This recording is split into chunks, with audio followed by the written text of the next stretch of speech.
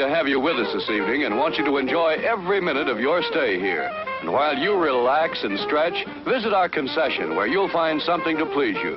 There are ice-cold drinks, delicious sandwiches, ice cream, coffee and snacks, and many other pleasing treats. Our foods are fresh and tasty, our drinks satisfying and refreshing. They're so good. You get more out of life when you go out to a movie. Show starts in 4 minutes. To visit our snack bar and treat yourself to some delicious Castleberry's pit-cooked barbecue sandwiches. Cook the Castleberry way, slowly over open pits of glowing charcoal, then seasoned with a sauce that's zesty, yet delightfully mild to please the entire family. Also at the snack bar, you'll find popcorn and soft drinks and candy and French fries to go with your Castleberry's barbecue sandwiches. There's plenty of time before the movie starts, so visit our snack bar right now for Castleberry's pit-cooked barbecue sandwiches. Still plenty of time to come and be served at the refreshment center before showtime. Show starts in 3 minutes.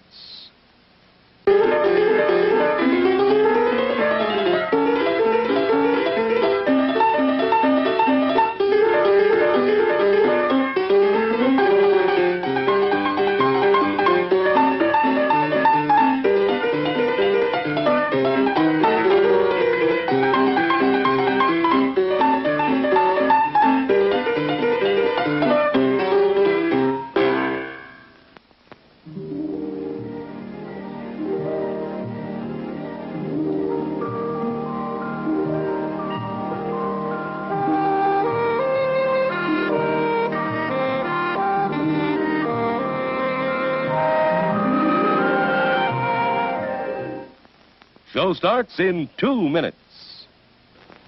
Your attention, please. All new Hotshot electric in-car heaters have been installed for your comfort and convenience. Just insert heater through car window and turn on the switch. When leaving, please turn switch off and replace on speaker post. Warning, high voltage. For your own safety, do not attempt to repair or remove wires. Do not attempt to open heater unit. If you need assistance, please notify the theater box office or concession manager.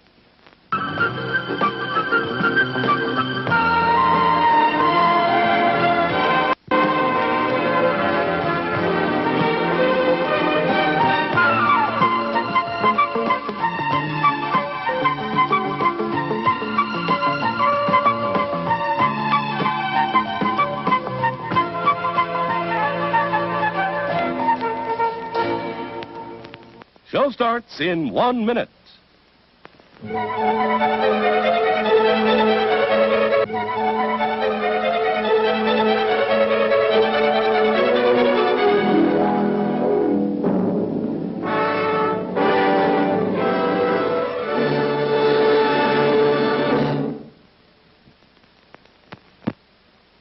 Please remember to replace the speaker on the post when you leave the theater.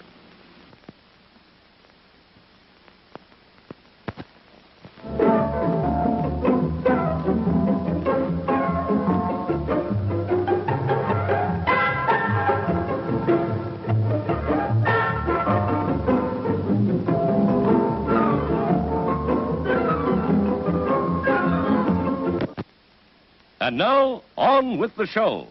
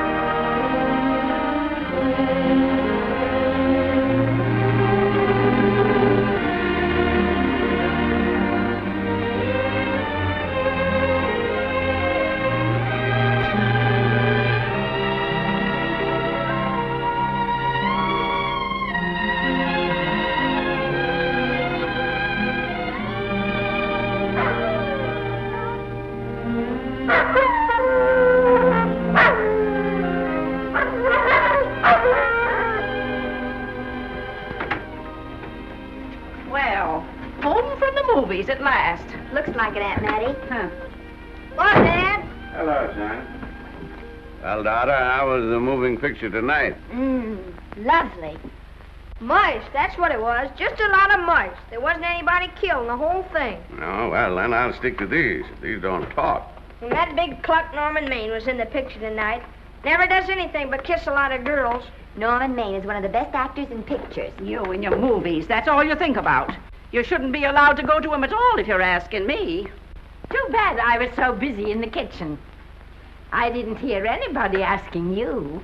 Hello, Granny. Hello, darling. But of course, no one ever listens to me. They do if they're within 10 miles of you. Gadding around picture shows. House all cluttered up with movie magazines.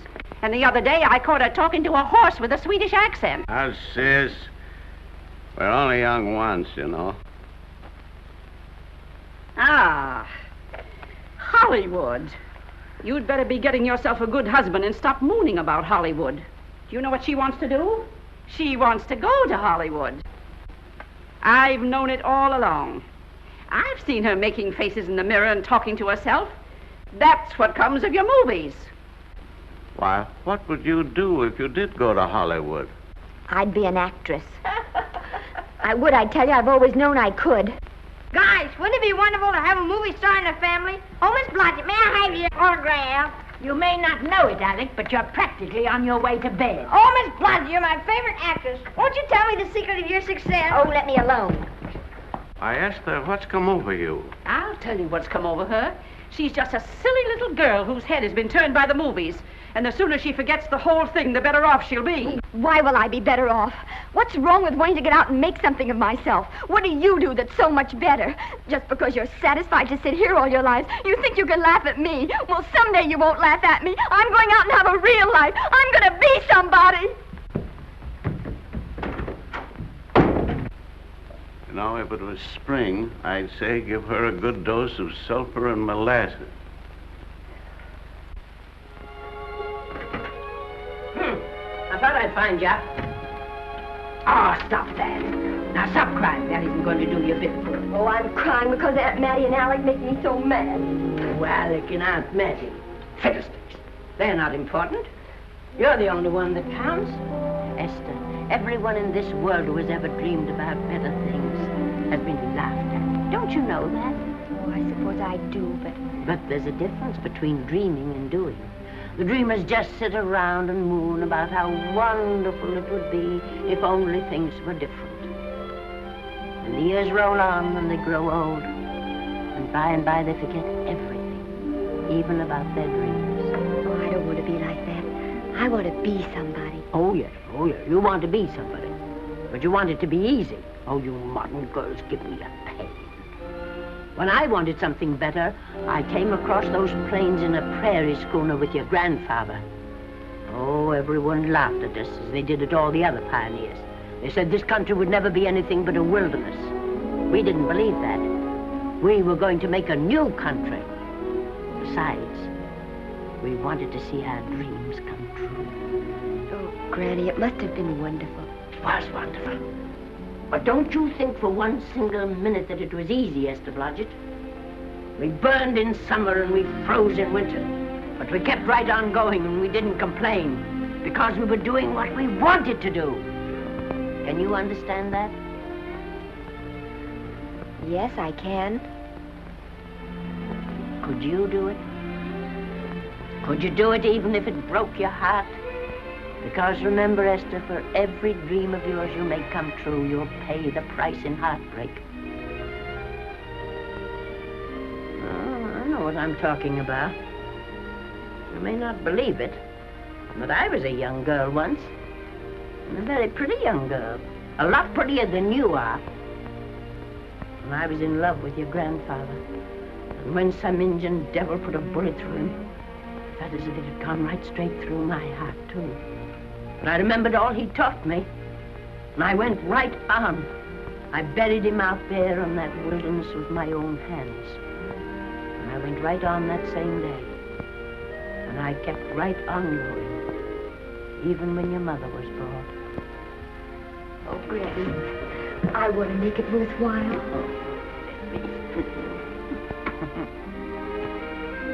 You know, Esther, there'll always be a wilderness to conquer. Maybe Hollywood's your wilderness now. From all I hear, it sounds like it. But if you've got one drop of my blood in your veins, you won't let Mattie or any of her kind break your heart. You'll go right out there and break it yourself. That's your right. Here. Oh, here. Stop that nonsense. Here. Take this and go to your Hollywood. Oh, I can't take your money. Well, why not? It's your savings. Well, I was only saving up for my funeral. Now I don't think I'm ever going to die. Oh, Granny, how can I ever thank you? By giving me your word of honor that you'll never tell a living soul where you got that money. I promise.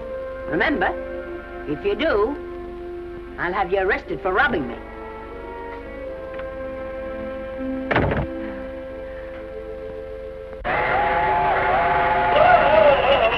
Here we are. Want something, Granny? Oh, I can make it, dear. Oh, my, it's cold. I kissed Dad goodbye. Just a little kiss. He didn't even wake up. I bet you didn't try that on your Aunt Mattie. Oh, Aunt Mattie. Think of her face when you tell her. I am thinking about it. I've waited for that chance for 30 years. Here she is, girl. Oh, thank you, Cousin. Good, huh? Well, come on. Here's your prairie schooner.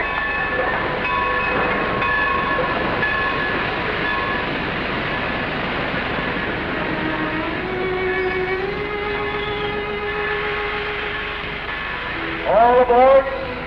Oh, Granny. Go on. Goodbye, Granny. Goodbye. I'll be waiting for you in those movie pictures. Don't tell Mattie. You know, my eyes are not as good as they used to be, but my ears are all right. So you remember, talk up good and loud. All aboard. Goodbye. Bye. Bye, Granny. Bye.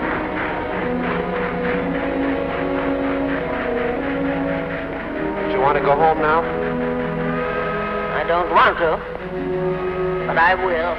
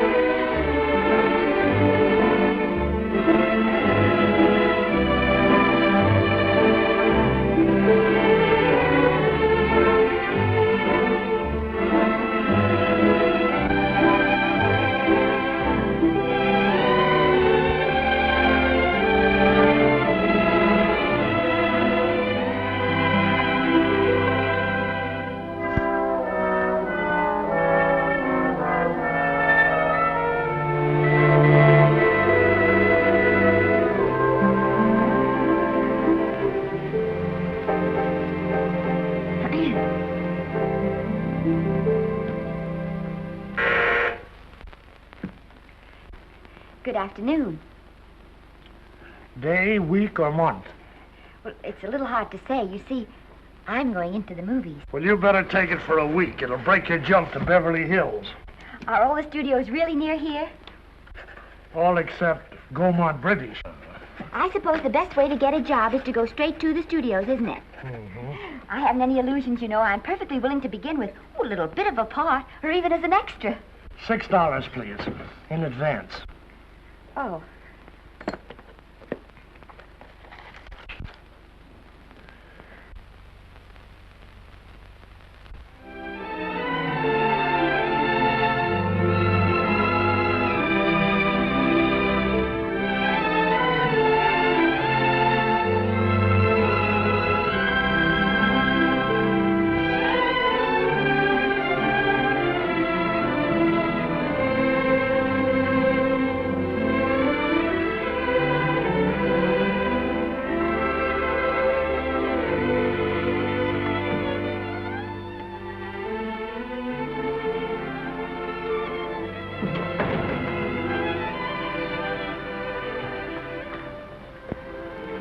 I beg your pardon. I'd like to register for extra work. How long have you been in Hollywood? Well, it's about a month now. We haven't put anyone on our books for over 2 years. Come here. I'd like to show you something.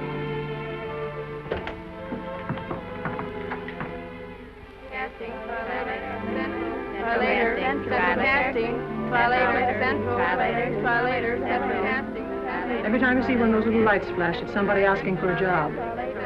Every time you hear them say, try later, it means there isn't any job. You can't keep the girls at the switchboard long. They go crazy. Every one of those little lights thought it was going to be a star. You still want to go in the movies?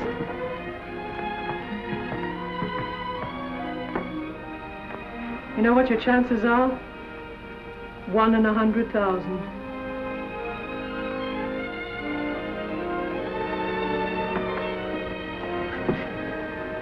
But maybe I'm that one.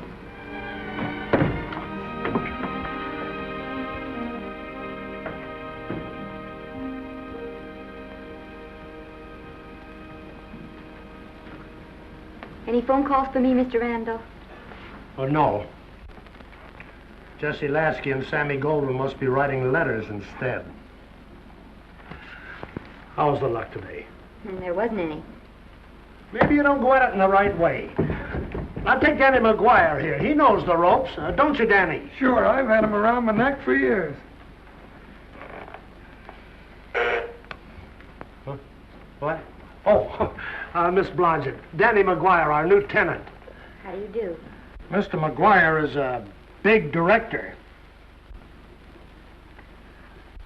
Oh, are you really? Oh, could you possibly use me in a picture, Mr. McGuire? Of course, I haven't had much experience, but I don't think that really matters if you're willing. And now I really listen, feel that... lady. In the first place, I'm not a director. I'm an assistant director. In the second place, if I had any jobs to give away, I'd confer one on myself. And in the third place, you should have stayed back home in the first place.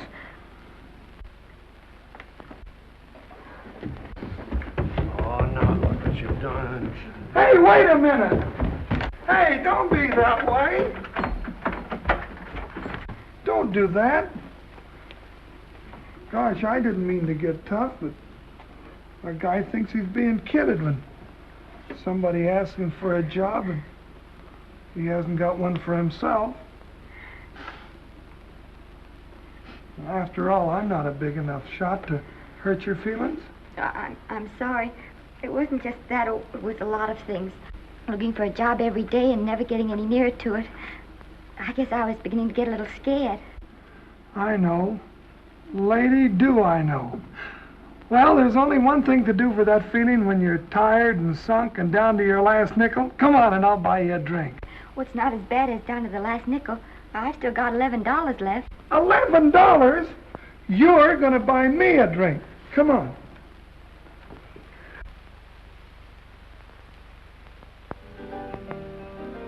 That's right, George. There's nothing like a little rum to take away that milk flavor.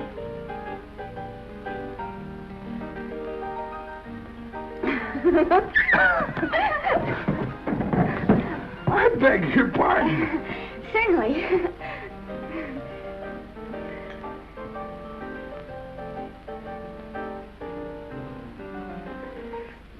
And when I sign my contract, the first thing I'm going to do is see that you direct every picture I'm in. That's my pal.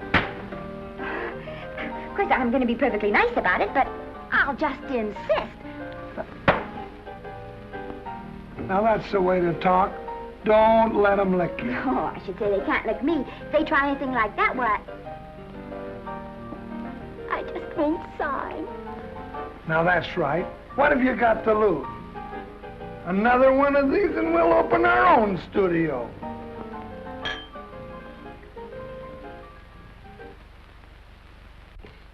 Bill rendered $24. Past due. Remit without further delay. Me.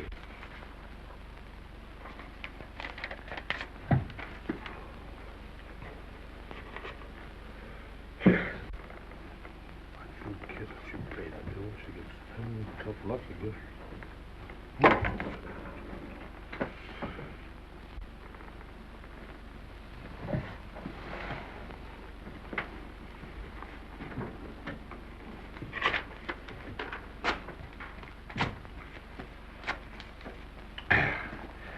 Now, the fifth race. Tri-Cat. Who's riding Tri-Cat?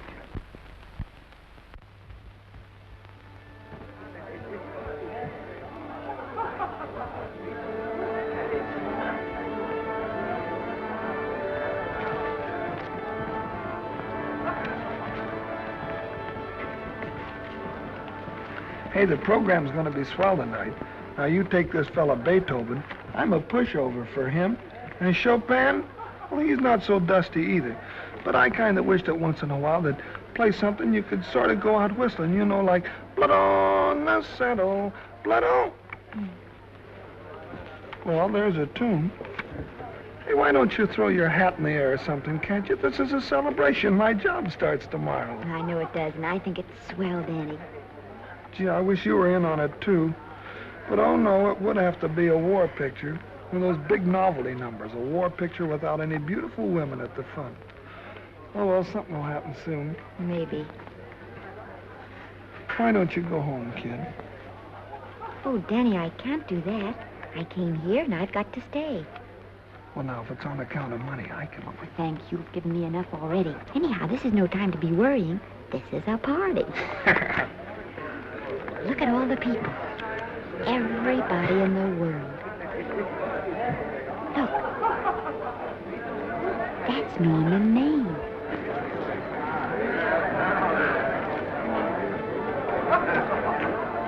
And he seems to have had that one extra cocktail.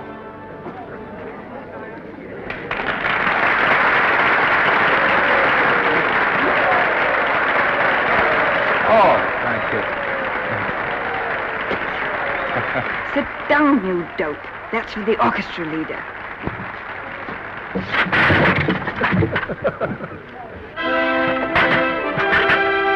All right. Come on, Norman.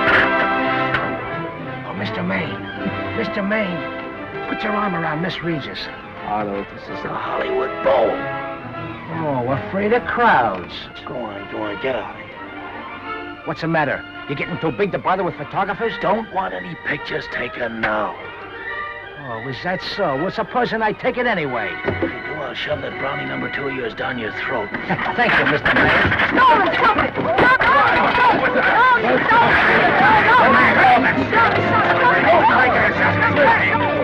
Take it easy, Mr. Mayor. Just calm down. Normie, come back and sit down. Everybody's laughing at you.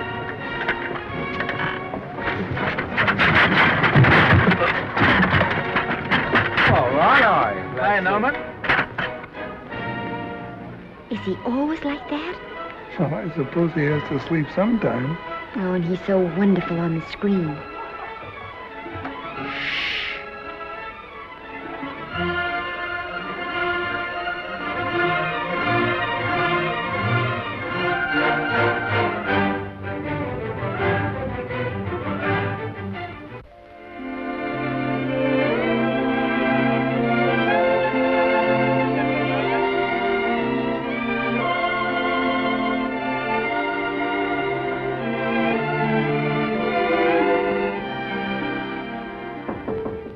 Come in. Danny? What's the matter? Well, believe it or not, I got a job for you. Danny, that's wonderful. When do I go to the studio? Well, you don't exactly go to the studio. Oh, it's on location. Well, it's not exactly on location. But of course, I haven't any makeup. Will you tell me what to get and sort of help me put it on? Well, you don't exactly need any makeup. You see, it's not really a picture job. It's being a waitress. Oh. Well, it's kind of a picture job if you look at it right. You said it was a waitress. Well, it's waitressing for Casey Burke, the big director over at our studio. He's giving a party tonight to kind of celebrate on account of finishing the picture, and he wanted me to get him an extra waitress, and it's $5. And I thought of you right away, Esther. That was awfully sweet of you, Danny. Well, there's going to be a lot of big people at Burke's house tonight, and I'll bet you there's any number of big directors, and if you're there, maybe they'll notice you. I could make them notice me. Sure you could, Esther. It's your chance. My chance. All right, Daddy, I'll do it. Oh, but I can't. I haven't got the right things to wear. To wear? Oh, yeah. Now, you don't think the wardrobe department's right next to my office for nothing, do you? A perfect fit.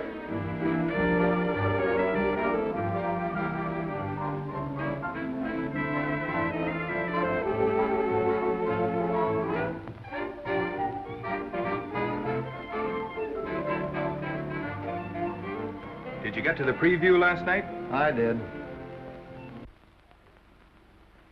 Would you like a little hors d'oeuvre? They are very nice. Oh, thanks. Well, what did you think of the picture? They should have saved it for Thanksgiving. What a turkey.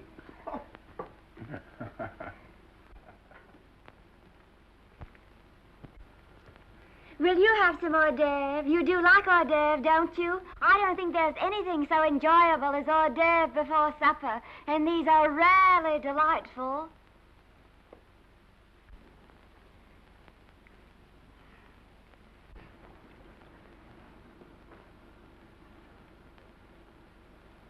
And at the finish, the kid turns around and sings the lullaby to its mother. Pardon the big boys, but would you like a little hors d'oeuvre? They say they're the best in town. Don't tell me. I know. Mae West. That's a great twist. But where are you going to find a 2-month-old baby that can sing? Hello, Oliver. Oh, hello, Casey. You want to fire me now or wait till you see the picture? I'm not a director anymore. I'm a male nurse. What's the matter with the picture? A guy by the name of Norman Maine. His work is beginning to interfere with his drinking. Oliver, don't tell me I'm to direct his next picture, too. Mm-hmm. You were my favorite producer. Now, wait a minute. You just go right on with your directing. I'll take care of these stars. I know how to handle them. I had a serious talk with Norman after that Hollywood Bowl occurrence, and you don't have to worry any more about his behavior. Excuse me, Mr. Niles. Mr. Libby of your publicity department is on the telephone. He says it's most important, sir. It's about Mr. Maine. Thank you. Oh, it's probably just some little thing. Of course, Oliver. I'll turn on the radio and see if they've called out the National Guard yet. Hello, Libby. What's the good word? Mr. Norman Maine, America's Prince Charming, was apprehended driving an ambulance down Wilshire Boulevard with a siren going full blast. He explained he was a tree surgeon on a maternity case. Well, will it be in the papers? No, it won't be in the papers. But that's a nice, expensive hobby of yours, keeping Mr. Maine's informal entertainments out of the public press. Oh, that's fine work, Libby. Try and see that no one gets to Norman. He's probably home sleeping it off. Oliver. Yeah. Why can't you forget those dopes at the studio for one night? Business, business all the time. I don't know what's going to become of you. Norman! Why didn't you call for me? I'll bite, darling. Why didn't I call for you? In case you've forgotten, I was supposed to come here with you. Oh, that's all right. I got here without any trouble. The only reason I don't slap your face. Yes, darling, I know. Hello, John. Oh, hello, man. Well, what's the matter with Oliver? He looks as if he'd had bad news. Hello, Mary. What's the matter, old boy? Maybe I'm wrong. I guess I've been drinking too much lately. Oh, you ought to cut it down. It's bad stuff. Scotch and soda.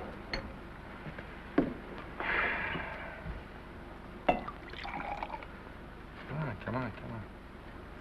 The word, you know, is pronounced when. Bad dialogue, Oliver. I'd rather not watch this. You know best. Soda. Thank you. Oh. Go ahead and say it. I've got it coming to me. Don't make it tougher on me, Norman. I don't want to stand here and preach, but take a look at my side of it. I'm trying to make pictures with you. I know. Costs are going up, and the grosses are going down. No, it isn't that. I've made lots of money with you, and I can afford to take a loss. But I hate to see you going the way of so many others. Why don't you get Lloyd's to insure you against me? You can't get insurance against a man forgetting who he is. You're a great star, Norman, but there's nobody so big that he can afford to have people refuse to work with him. Who doesn't want to work with me? You... Quiet.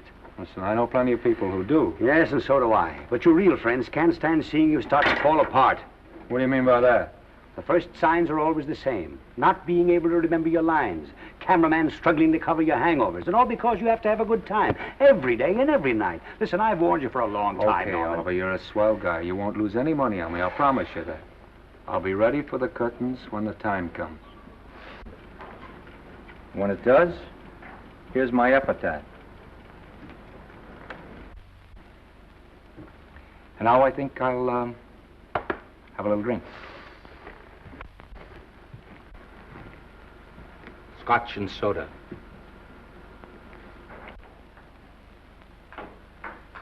Scotch and soda.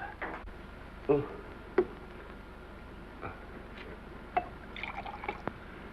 Come on.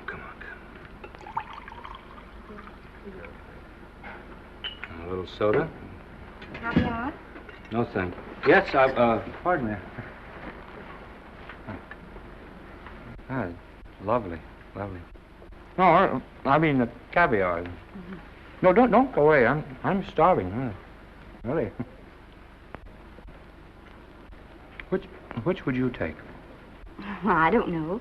You know? I don't know either. It's hard to choose. Well, I think I'll take caviar. Mr. Maine doesn't care for any more. Do you know me? No. No, Normie doesn't care for any more. I think I shall get very drunk indeed.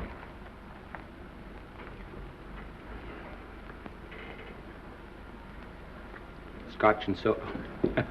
Sorry, I had something.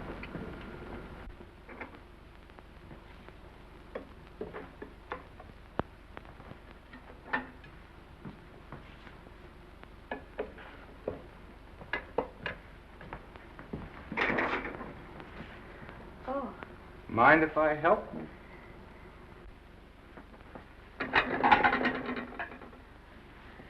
Won't they miss you? Oh, no. They'll just look under the table, and when they see I'm not there, they'll forget the whole matter. Hey, what's your name? Esther Blodgett. My name's Maine. I know. You do? Ah. What's so funny? I was just thinking about all your fans and how surprised they'd be to see you here helping me put plates away. Oh, they don't know my finer side. They'd be pretty envious of me, meeting you this way in person. Oh, how do you do? Well, tell me, are you disappointed? Yes. Oh, now you've done it. Oh, never mind that. That makes the room look lived in. Tell me, why are you disappointed? I was sitting behind you at the Hollywood Bowl the night you didn't want to be photographed. Yeah. I'm told I crept into many a heart that night. Oh, I can never explain this. You know, you have very pretty hair. You better get out of here. And a sensitive mouth. And a charming little Precisely why are you here instead of with the rest of the guests? I'm just trying to be helpful. I see. Are you sure there's no other attraction? Well, it might be that my old mania for putting plates away is coming back on me. It's rather odd. I always know where I can find you. If there's a pretty girl around. It's not only odd, it's embarrassing. You're being deliberately insulting, Norman. I put up with this for long enough. Dear, don't lose your temper. Remember, we must try to keep the voice low. I know you'll excuse us if we go on with our work.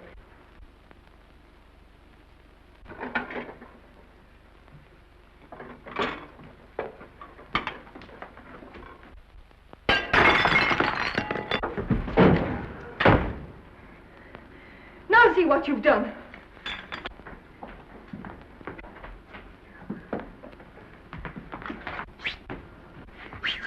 Come here. Help me up. Are you hurt? No more than usual. Come on, the wolves are on us. We gotta get out of here. Oh, I can't. The dishes aren't finished. Oh, yes, they are.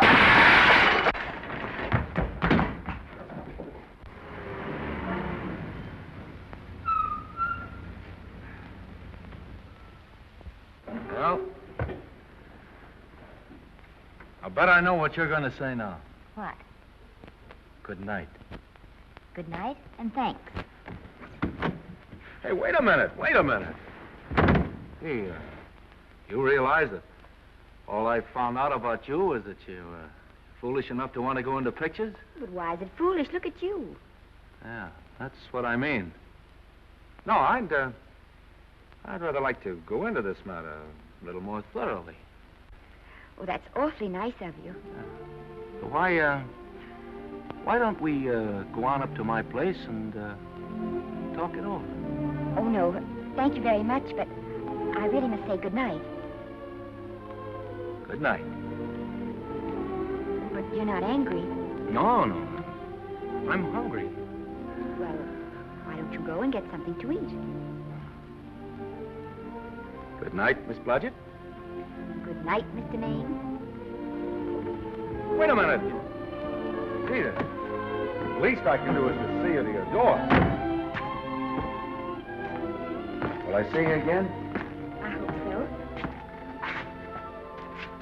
Has anyone ever told you that you're lovely? Well, now you know. Thank you.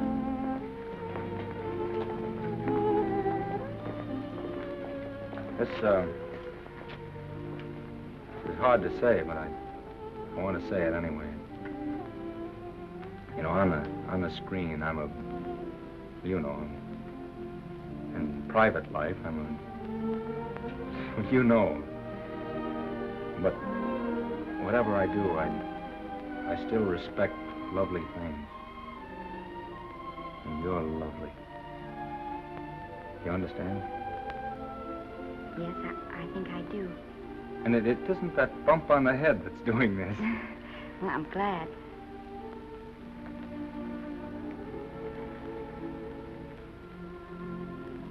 Good night.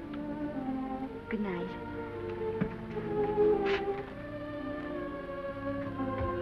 Hey!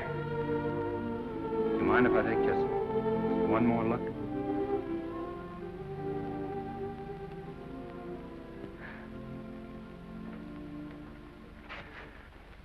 Go away. Quite impossible. I wouldn't even consider it. No.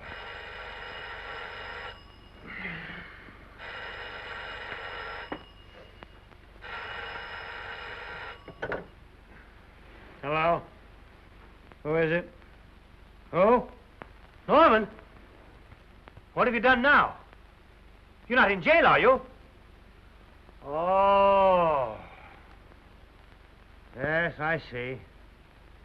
Oh, it's that again. I see. She's beautiful. Yeah, I know. You want me to give her a screen test? Yeah, certainly. She's got wonderful possibilities. Oh, you know she's got something. Well, you knew all the other ones had something, too. Oh, no. I tell you, Oliver, she's got that sincerity and honestness and a... sincerity and honestness that makes great actresses. Oliver, I am so sure of this girl that I want to take the test with her myself. Listen, Oliver, you've worked hard. You're entitled to a break. You get...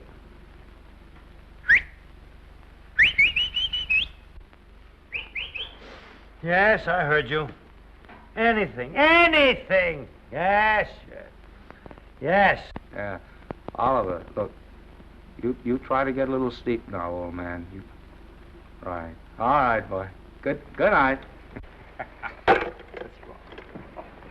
go. Now tell us.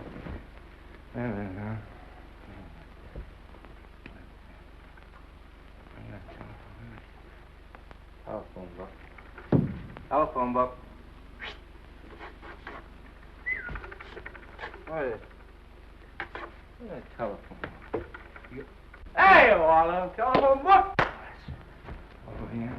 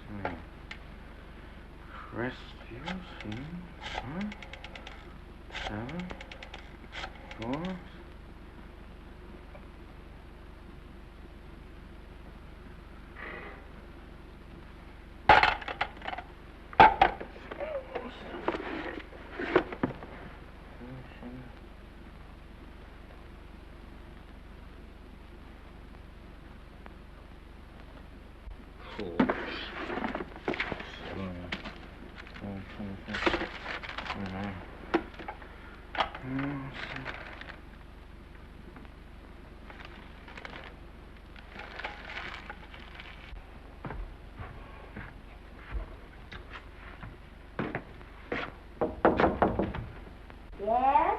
Telephone. For me? Some drunk trying to be funny says he's Norman Maine. Thanks, I'll be right down. And Miss Blodgett, would you give him a message for me? Tell him it's 3 o'clock in the morning!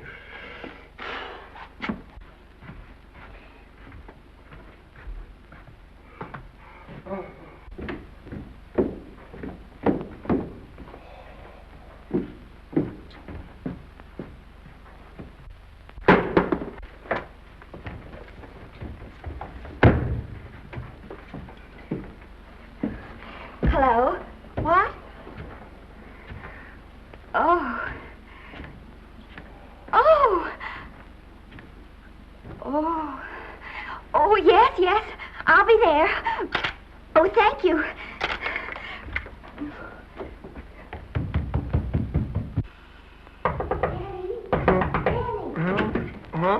Daddy, what do you think? I'm going to take a test tomorrow, and Norman Main's helping me do it. I'm taking one, too. Garble's assisting me.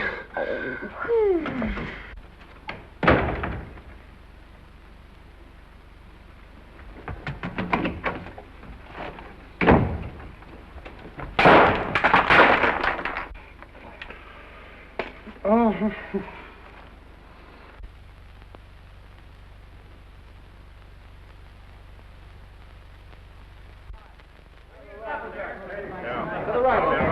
Move that Gobo in. Put a silk on that broad. No, the Yankee. Is this light too hot for you, Haley? Okay, but cut down on your backlight. Put a double on that 90. Bring it down a little. That's it. Now pull down on that 150.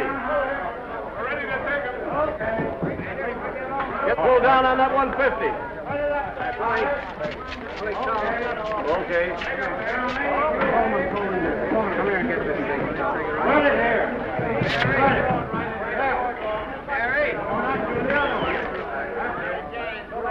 Bring me an apple box. Listen, gentlemen, please, if you don't mind. This is just a test. Ready, Mr. Burke. All ready, Mr. Burke. Ready, Mr. Burke. Ready now, Mr. Burke. All ready, Mr. Burke.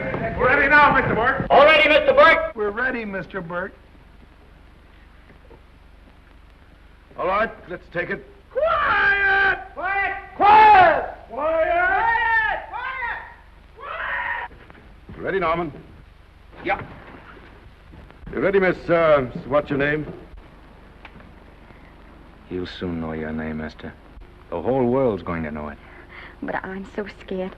Maybe I better not try it today. Oh, come on, now don't be foolish. They all had to go through this. Harlow, Lombard, Myrna Loy, and now Esther Blodgett. All right. I'm ready. This is the take. Roland. Quiet. Dave.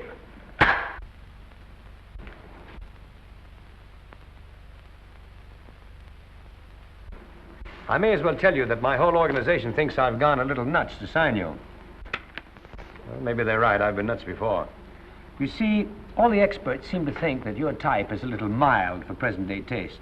But I rather believe that tastes change, like eyebrows. And I think that also, like eyebrows, tastes are going back to the natural. You look like a nice girl. I think I'm going to like you. That's not important. I think the public will like you. That is important. Yes. I see what you mean. I mean, I know it is. Only don't think it's going to be easy. Nothing you really want is ever given away free. You have to pay for it. And usually with your heart. Someone else told me that once.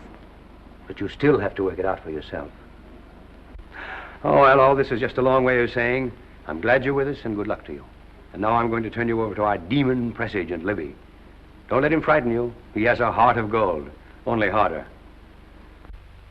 And for the love of Pete, learn to close your mouth and keep it closed, even in your love scenes.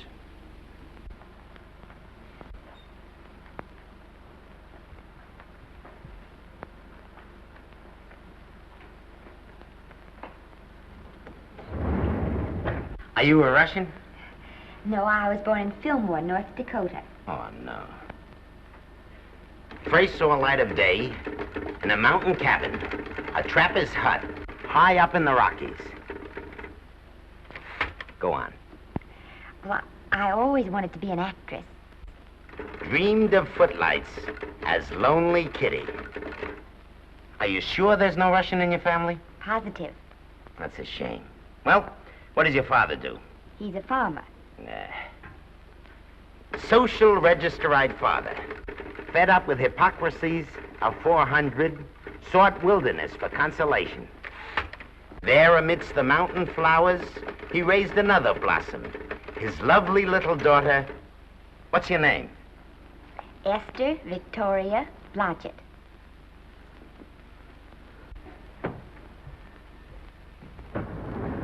Greatly appreciating your attention in this matter, very truly. Do you know what her name is? Esther Victoria Blodgett. Hey, we'll have to do something about that right away. Esther Victoria Blodgett. Well, that Blodgett's definitely out. Let's see, Esther Victoria, Vicky. How about Vicky? Oh, I think that's terribly cute. Let's see, Vicky. Vicky what? Vicky, pronounced Vicky. See, Esther, Besta, Sesta, Desta, Festa. Oh, that's very pretty. Jester, Hester, Desta, Lester. Vicky Lester. Oh, I like that. Say it. Vicky Lester. Say it again. Vicky Lester. Say it again. Vicky Lester. Say it. Vicky Lester. Say Vicky Lester. Vicky Lester. Vicky Lester. Vicky Lester. Vicky Lester. Flash. Oliver Nile Studio discovers new starlet, a Cinderella of the Rockies. Her name is Vicky Lester. Those who have peeked tell me she couldn't be more divoon. The face of an angel and such natural talents. Her voice is a symphony. Her very walk, they tell me, is enough to drive men mad. Not that way. Get the lead out of your feet. Lift them up.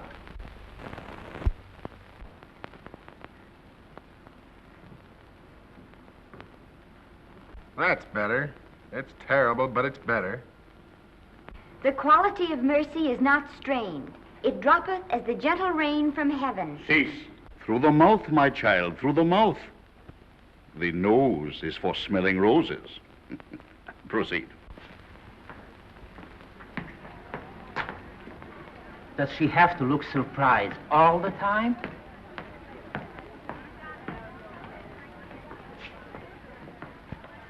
Anyway, it's just a rough sketch.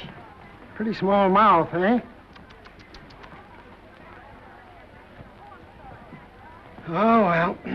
Give her that Crawford smear.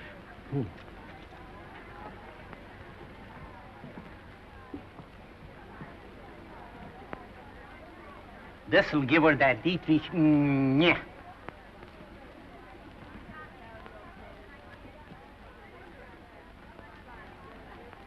We're on the wrong track. She still looks surprised.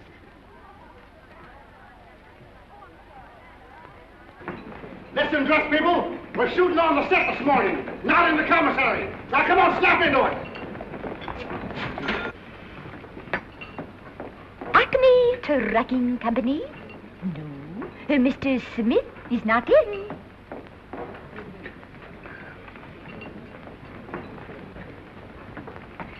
Acme Trucking Company. No. Mr. Smith is not in.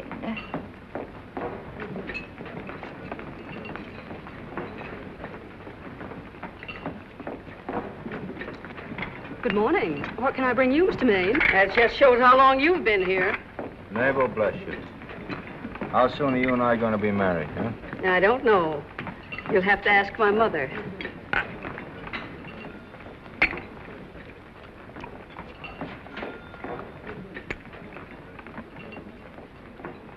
Acme Trucking Company? No, Mr. Smythe is not in. Acme Trucking Company? No, Mr. Smith is not in. Acme? No, Smith ain't in.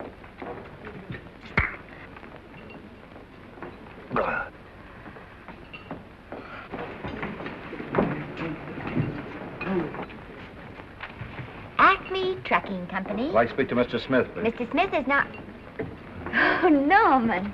What's all this between you and Smith? I've got a part. It's only one line, but it's in the picture.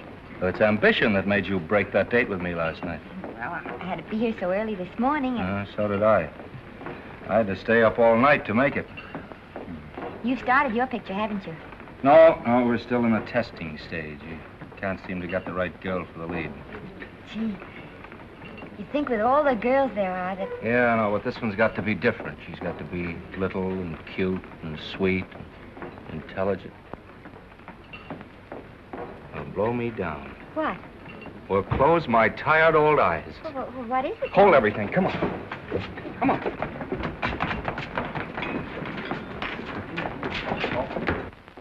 Well, you've been through the whole casting directory. I'll work day and night, Mr. Niles. And I'll work with her, Oliver. And I can be mean or nasty or anything you want, Mr. Niles. If she clicks, Oliver, you've got a star overnight. Okay.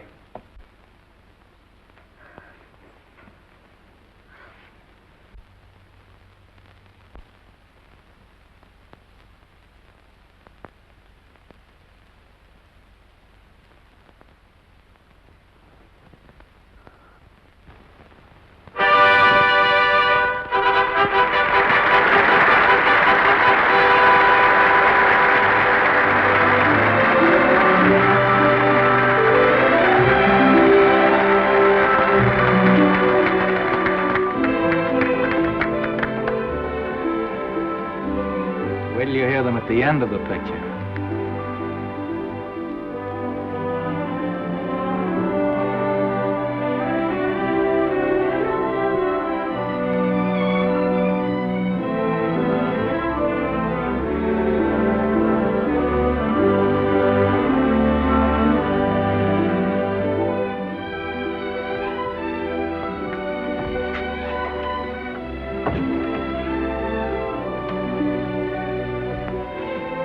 Do you think we were noticed? By no one. They're much too busy playing at croquet. I've loved you all my life. But we only met 2 days ago. That's when my life began.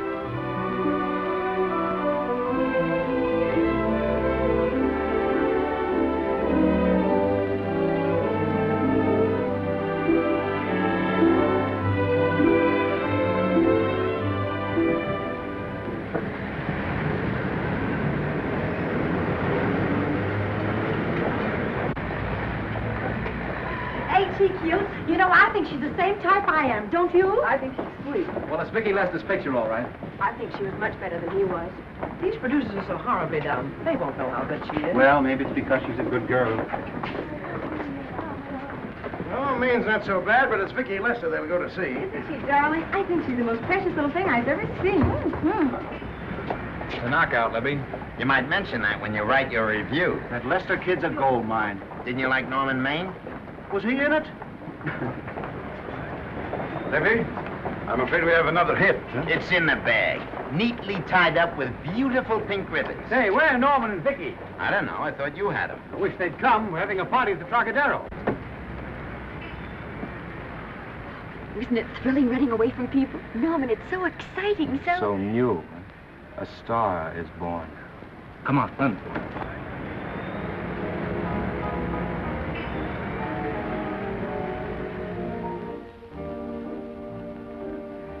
It's wonderful, isn't it? A crazy quilt. Oh. It's a carpet that's spread for you. It's all yours from now on, you know? Come, Esther. You're a success. You'll have everything in the world you want. I hope it'll make you happy. Hasn't it you? But then there was one thing I never had. Lots of times I told myself I'd found it, but I always knew I was lying. Still, I never stopped looking for it. Maybe it'll come. Well, I think it has come, Esther. I only wish it went too late. Oh, but it's not too late. Oh, you can't throw away your life the way I've thrown away mine and have anything left that's good enough. No. You can. Norman, you can. You mustn't tell me that, Esther. I'm so afraid that I'll believe it.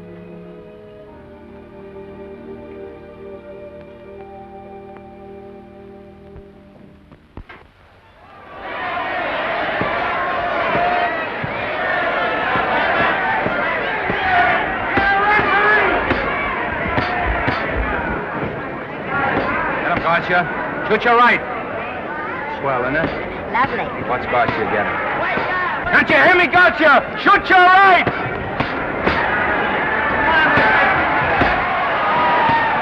He's down! Garcia got him! Garcia got him! He did, didn't he? Yeah, but he'll be up, though. You like it? Sure I do. You like me? Sure I do. Ooh, that reminds me. Will you marry me? No, thank you. Come on, Garcia, finish him. Why won't you marry him? Wasn't that dependable? Hey, shoot your right! Throw away your money? Break him up in there. Break him up. Drink so much. Well, suppose I quit drinking. Yes? Come on, Garcia, shoot the right in there. The right. Suppose I save my money. Yes? There he goes. Let him have it. Suppose I became absolutely dependable on all occasions. Yes?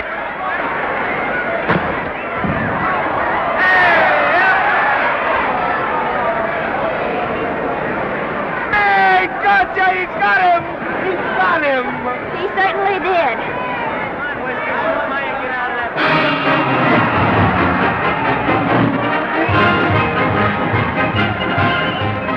Gee, that was a beautiful fight. Norman. What, dear? Falls after me if I said I'd marry you? No, certainly not. I was just supposing.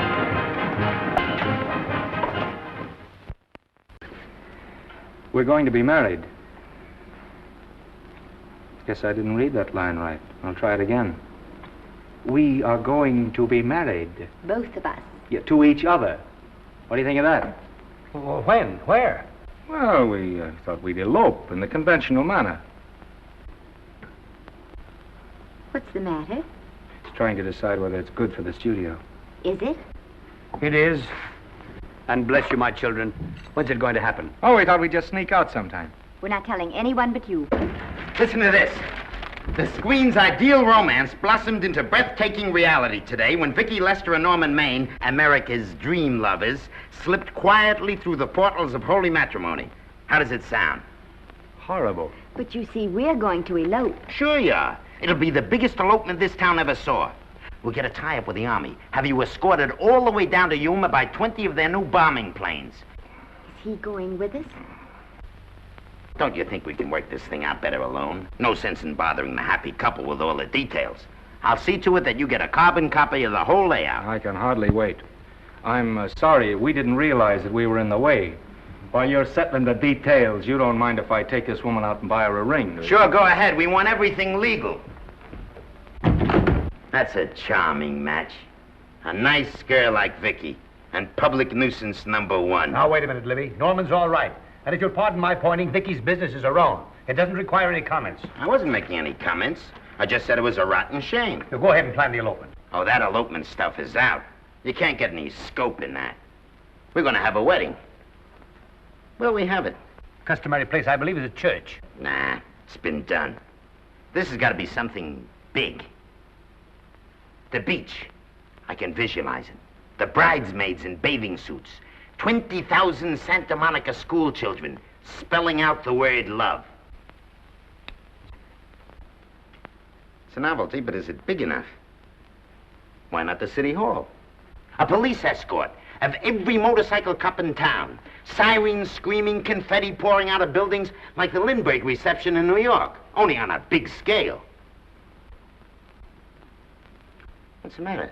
Isn't it big enough? And now if any man can show just cause why these two may not be lawfully joined together, let him now speak, or else hereafter forever hold his peace. Do you, Alfred Henkel, take this woman as your lawful wedded wife? Will you love, comfort, honor, and keep her in sickness and health as long as you both shall live? I will. Do you, I beg your pardon. Do you, Esther Blodgett, take this man as your lawful wedded husband? Will you obey, serve, love, honor, and keep him in sickness and health as long as you both shall live? I will. Place the ring on her finger. Hurry, please. Now, by virtues of the power invested in me as Justice of the Peace of San Bardo Township, County of Los Angeles, I pronounce you man and wife.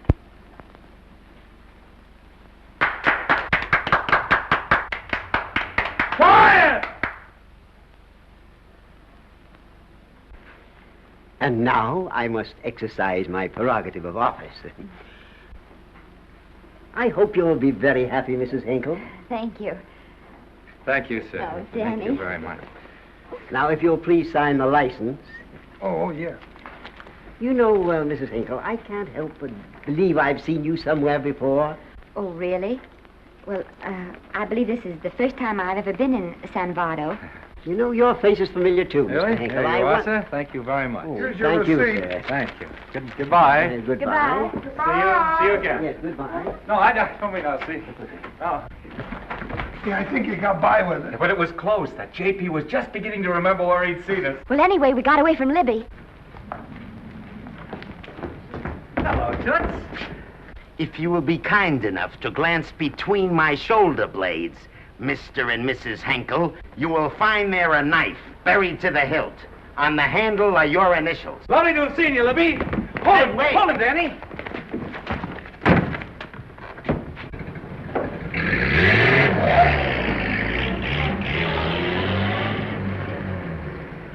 There go a couple of rats I raised from mice.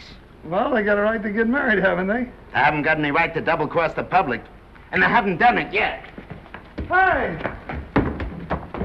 People versus Porky Washington, who is charged with violating Section 600. Young man, you're in contempt of court. Operator, get me the Los Angeles Tribune. I've a good mind to put you under arrest. Wait till I make the score. You wait, too. Tribune, give me the city desk. Johnny, this is Matt Libby. I got a flash for you. Norman Maine and Vicky Lester were married at 2:30 this afternoon. Vicky Lester? Court recess.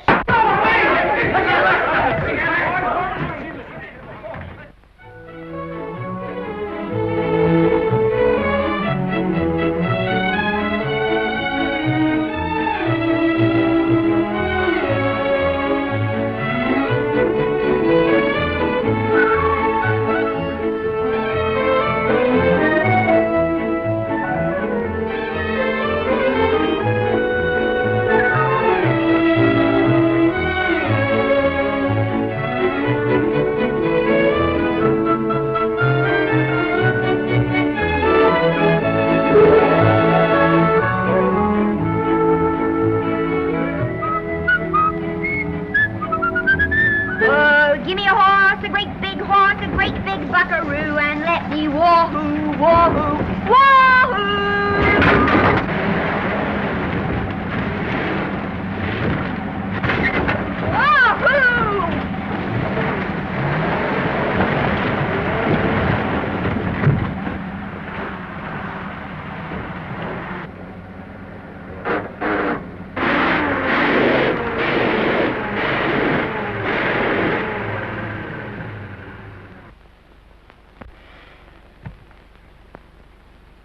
Wahoo!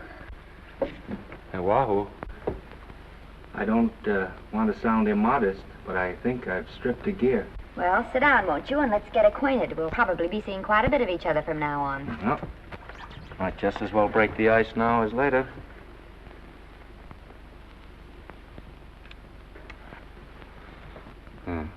Now we're old friends. Say, have I got time for a shower before dinner? Plenty, if you can find the shower. I never can remember where that thing is. Does it pull out or slide under? Here, I think I can find it. Nope, it's the linen closet. Here it is. Nice work. Oh, half the time those things are just luck. I'll see if I can disinfect this steak.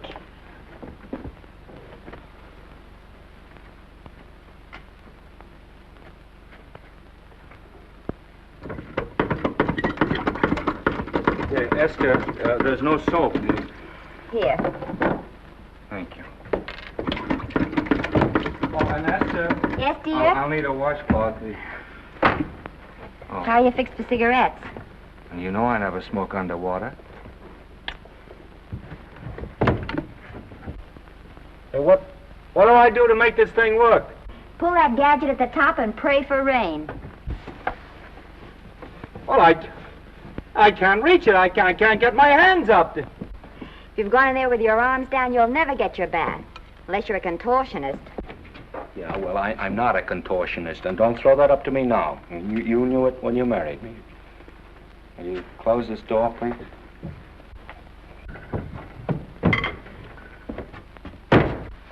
Thank you.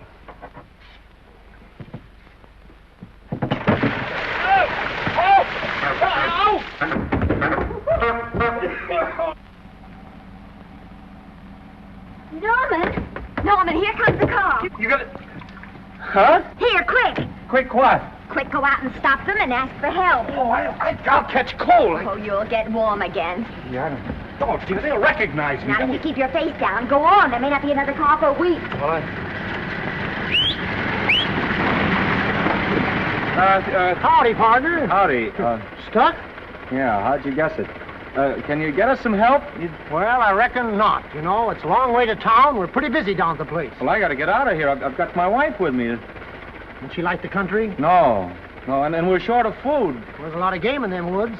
You know, well, my wife can't shoot. Well, you're sure up against it. Sorry I can't do anything for you. Well, wait, listen, I'll be frank with you.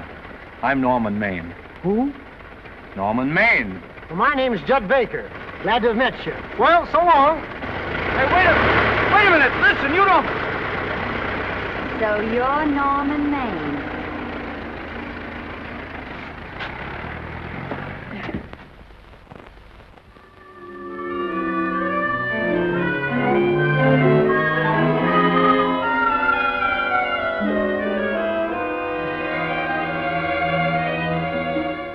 I got my prestige to look out for.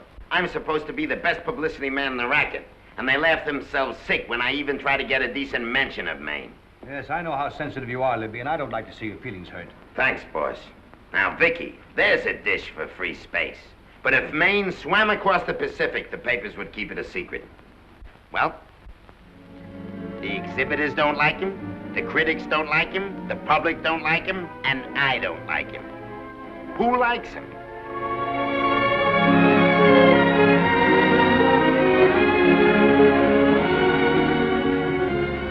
Oh, but darling, this is almost too much of a surprise. And there I was in my touching innocence, thinking we were going to live at the beach house. Oh, we'll still keep the place at Malibu. But this is special. This is our castle. It used to be in the air, you know? Well, we'll never use any ugly words like contracts and pictures and careers. When we come in those gates, we'll check the studio outside. Come on, I got another little surprise for you.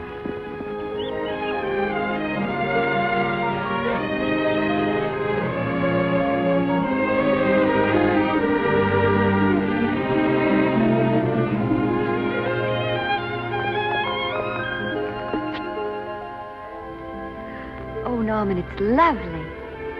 So are you lovely. The whole world's lovely. Hey, hold it!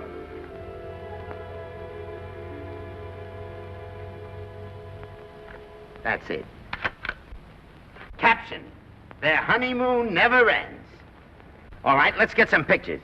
Now, if the bride will sit here and the groom stand behind her, we'll have something unique. Now let's go after something different. You sit down and she'll stand up. Pretty radical, isn't it? Yeah, but in a nice way. Okay, Otto, fire. Caption: their honeymoon begins anew. Ah, the producer. Caption: their honeymoon ceases abruptly. Hello, Oliver, glad to see you. No, I'm glad you're back. Thank you. Vicky, how well you're looking. Hello, Oliver. Am I interrupting? Yes, thank you. Just want a couple more pictures. That's enough of both of them. What they're asking for is exclusives of Miss Lester. Alone. Oh, I see. Well, come on, Oliver, let you and me get exclusive. See you later, Vicky. Oh, don't worry, Otto. My camera smashing days are over. They ain't your only days that are over. Oh, hold that, Miss Lester. Gorgeous. Well, Oliver, how's the dividend situation? Very pleasant. I think we'll show $2 million on the next quarter. Oh, good. Smart move of mine to sell my stock, eh? Oh, well, when you need money, you need it. Well, some people save up for just such an event. You know, there's bound to be a rainy day occasionally. Yeah, but as a citizen of California, I've always refused to admit that. Yes, I know, but still it does rain. Well, anyway, you can thank me for some of those dividends of yours. Mm-hmm. Oh, can't you? Oh, sure. That was a little too quick, Oliver. Matter of the Enchanted Hour was a smash hit, wasn't it? Well, it made Vicky a star overnight. Yes, it should have. What about me? Oh, let's talk about business at the office, Norman. Beautiful pool you have here. Beautiful. Oh, now let's talk about it here. Didn't they like me? Well, maybe the part wasn't just right. That was the best part of the year. Look, Oliver. You think I'm slipping? Can you take it? Yeah, go ahead.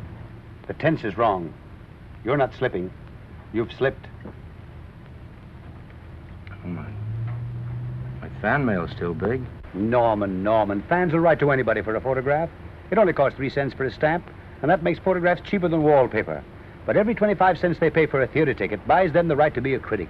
And your last few performances, Norman, have not pleased your critics.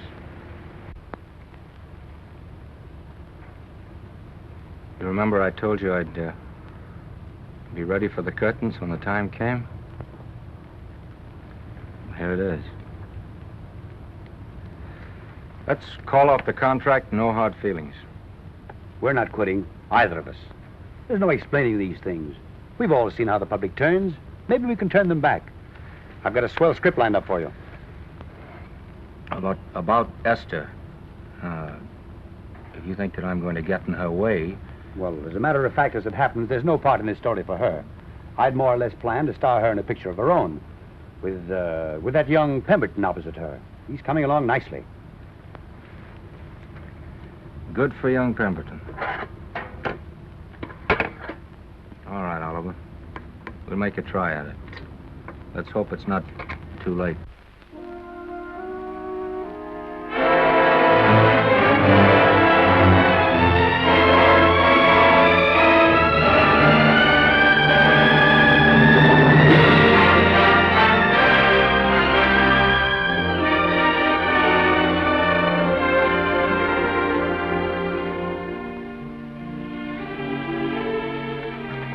No argument. I'll buy those. Huh. The screen's most finished actor. I'll say he's finished. He keeps them away in droves.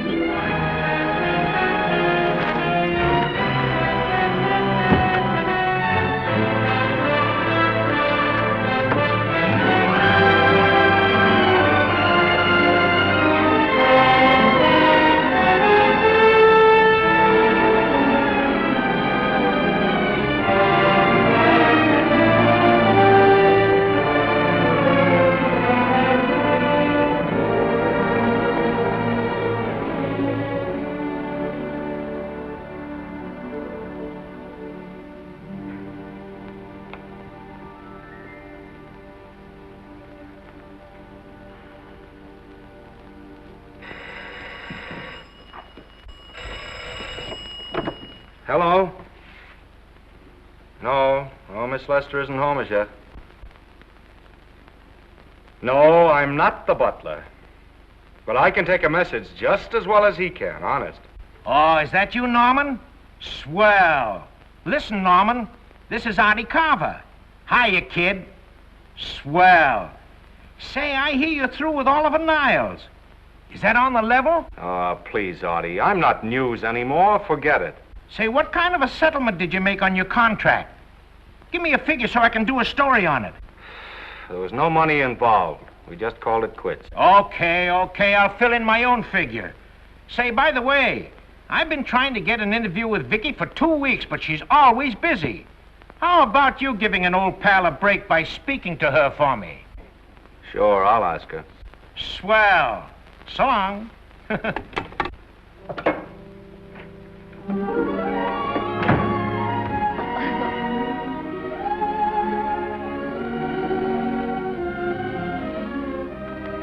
I didn't mean to be late, darling, but Casey wanted... All right. You're here now. What's new today? Nothing. Haven't been out of the house.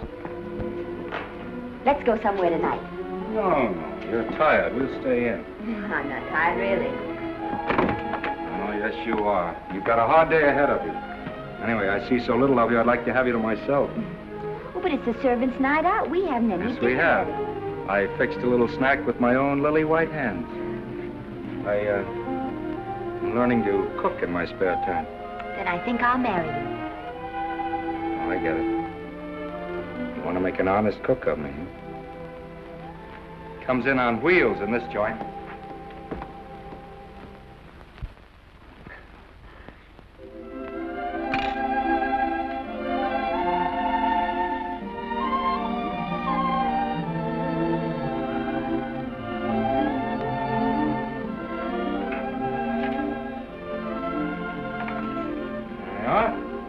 How's it look? Wonderful. Huh? That's what I thought. Now then, don't be formal, just pitch in. Yeah?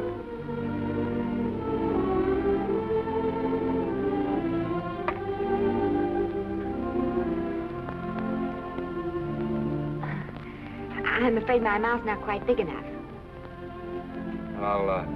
I'll measure it next time and make them to size. A little hard to lift, too. In fact, I think I'll take those measurements right now.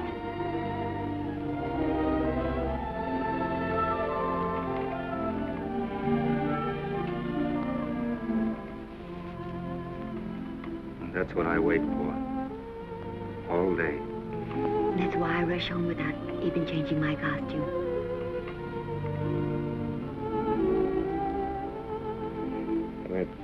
We're forgetting that we're hungry. Would you like a sandwich? Thank you. I still have a little work on this one.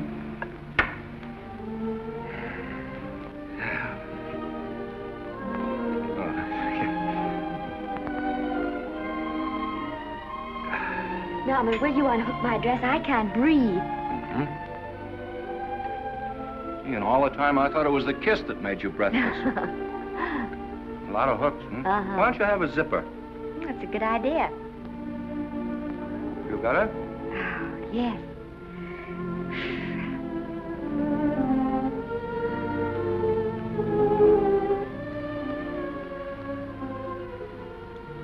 Don't look now, but I think that guy on your left is in love with you. I hope so.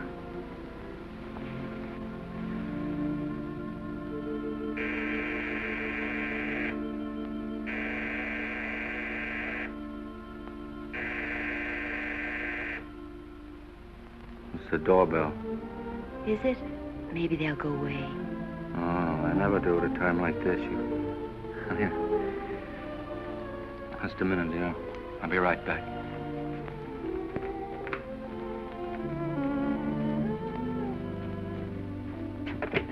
Does Vicky Lester live here? Yes. I got a package for her. I'll sign for it. Who are you? I'm her husband. Oh, sure. Sign right here, Mr. Lester.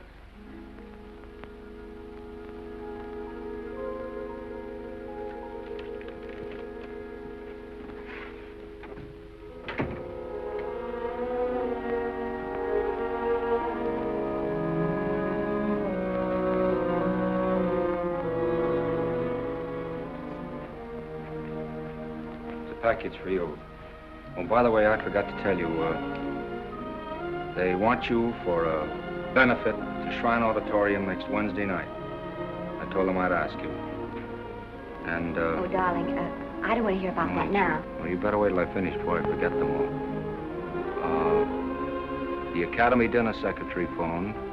She wants to know if you want a table reserved for you. Oh, yes, Artie Carver called and asked if I'd use my influence with you to get him an interview. I told him I'd try. That was all, I think. Oh, Norman, let's don't talk about those things now. We're forgetting the wonderful food you prepared. Well, I'm not very hungry now. I think I'll fix me a little drink, But, Norm...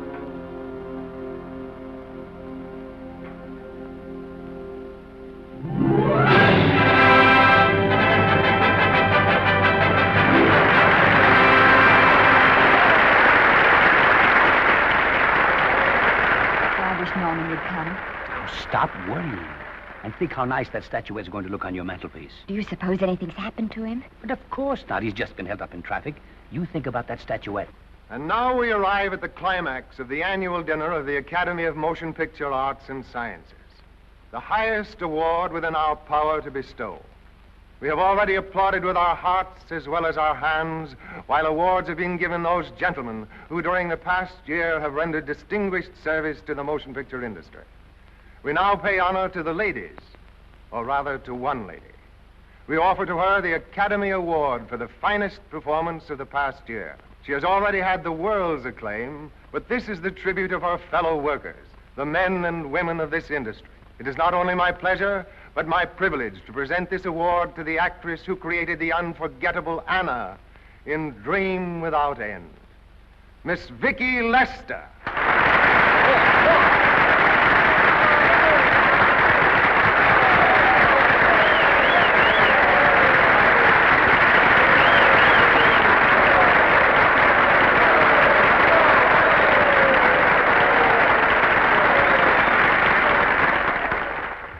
What more can we say, Miss Lester?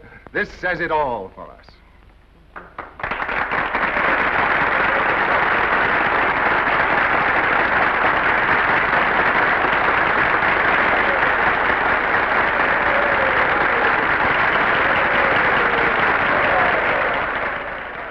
Ladies and gentlemen, when something like this happens to you, and you try to tell how you feel about it, you find that out of all the words in the world, there are only two that really mean anything.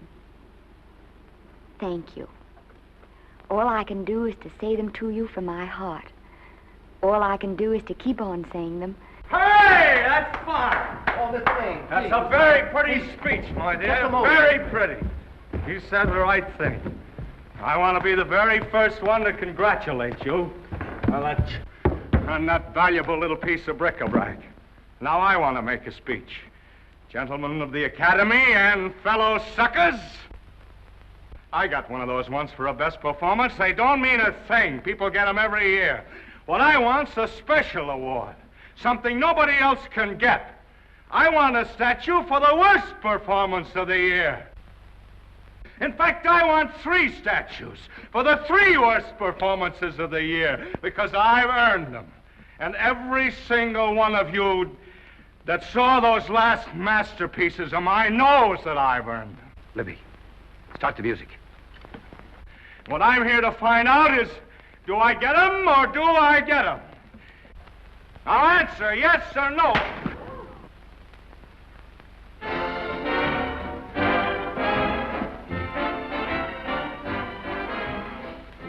Norman, darling, let's go and sit down.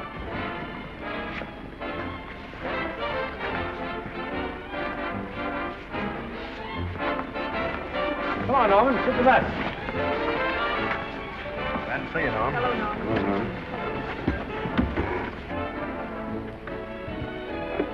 Well, Norman, how are you? Hi, Oliver. My dear, do let me congratulate you. You must be terribly proud and happy tonight. Thank you.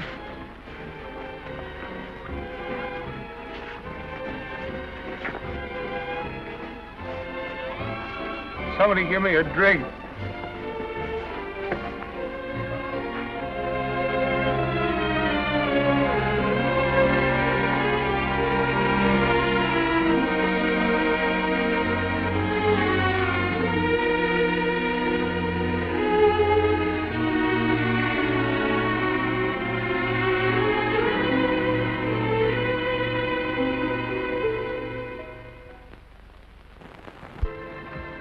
Oliver, it's nice of you to come to my dressing room. Vicky, how are you? I've missed you. Everyone's missed you. Have a nice trip. Well, a 3-month tour of the theater circuit scarcely comes under the head of pleasure. But the way they're screaming for your pictures all over the country. Miss Lester, if I may talk shop, you are a knockout. Thank you. It's good to hear that. You've been crying. A little. How's Norman?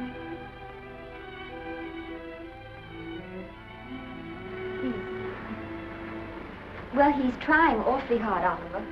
Letting Norman leave this studio was the hardest thing I ever did. There was nothing else I could do. I know. Has he been... Is he all right? He's gone to a sanitarium. He really wants to stop drinking. And I think he could only... Well, perhaps if he could start working again, it would be some encouragement. Oh, Oliver, could you do that? Yes. Oh, thank you. But he mustn't ever know I told you. He won't know, and you mustn't worry. I want you to keep up your good work in this picture. I'll try, Oliver. That's the one thing I can do for you.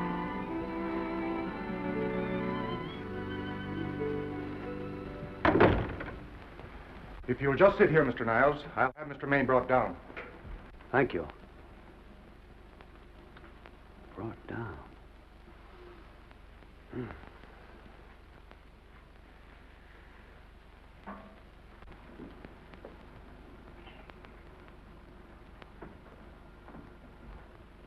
Hello, Oliver. Welcome to Liberty Hall. Hello, Norman. Well, no, Mr. Niles isn't slipping me a case of scotch, Cuddles. This is just a handshake. This is Cuddles, Oliver, my social secretary. We go everywhere together. How are you feeling, Norman? Fine. Getting along remarkably well, Cuddles tells me. He says you ought to see some of the boys. Let's sit down. Yeah. Cuddles, we really don't need you. Touching, isn't it? Can't bear to have me out of his sight. Are you comfortable here, Norman? Comfortable. It's positively luxurious. They even have iron bars in the windows to keep out the draft. How much longer are you going to be here? Oh, well, I'm really cured now. I'm just staying on for an extra week or two to get in good shape, you know. After all, there's no particular hurry to return to the cameras. That's what I wanted to talk to you about. I've got a script with a fine part for you in it. Gee, Oliver, that's great. That's great. Who plays opposite me? Well, it is not exactly the lead. Young Pemberton's doing that. But I tell you frankly, I consider your part better than the lead. Oh, I see. It's better than the lead. Well, of course, it isn't terribly long. But it's one of those parts that makes an impression on you. They'll be thinking about you all through the picture. Mm-hmm. Well, the thing is, Oliver, I'm pretty well set at another studio. I'm not at liberty at the moment to tell you which one. You know yourself how those things are. Of course. But it's a big picture. It's one of the biggest of the year. And the part. Every actor in Hollywood would give his teeth to play it. See. Well, that's fine, Norman. Naturally, that will tie you up for a while. But we won't get to this picture for some time. And perhaps, if you want to consider it for later on, well, we'll be... I'll tell you, Oliver, you'd better not count on me. See, I've got several pictures lined up after this one, and they're talking to me about England. You know, they're doing some very interesting things over there, you know. Mm-hmm. Hey. What is it, Cuddle? Speak right out. We all love you. Your dinner. Oh, yeah, we dine at 5:30 here. It makes the nights longer. Well, goodbye, Norman. I'm glad to see you getting along so well. I'll be out in no time.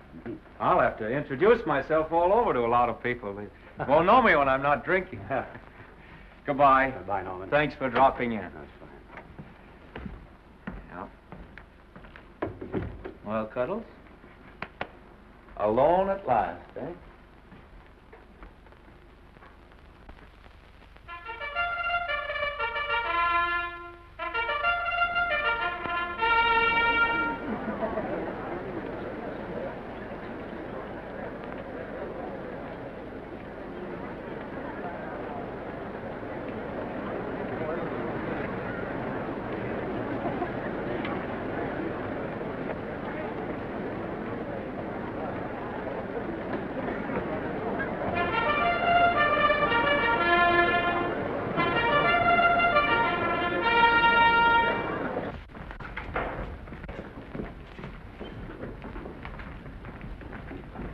Oh, Bert?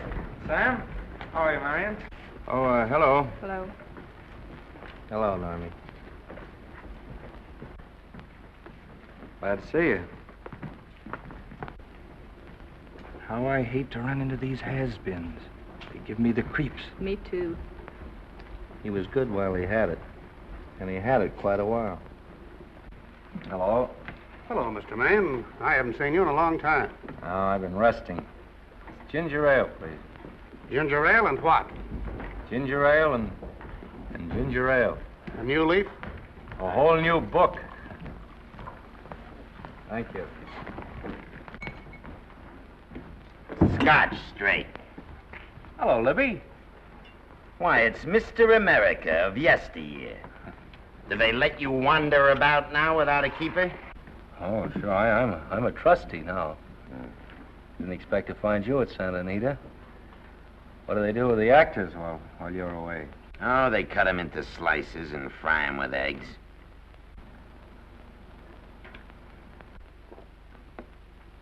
I suppose you'll be here all the time, now that you've retired from the hurly-burly of the silver screen. Well, we're living down in Malibu now, and pretty lonesome with Esther away working all day. Well, I wouldn't squawk about that if I were you. It's nice to have somebody in the family making a living. Oh, wait a minute, Libby. I don't want to forget that we're friends. Friends, my eye. Say, listen, I got you out of jams because I had to. It was my job, not because I was your friend. I don't like you, and I never have liked you. Nothing made me happier than to see all those cute little pranks of yours finally catch up with you and land you on your celebrated face. Where do you work, Libby? Always wait till they're down, then kick 'em. I don't feel sorry for you. You fixed yourself nice and comfortable. You can live off your wife now. She'll buy you drinks and put up with you even though nobody else will. We're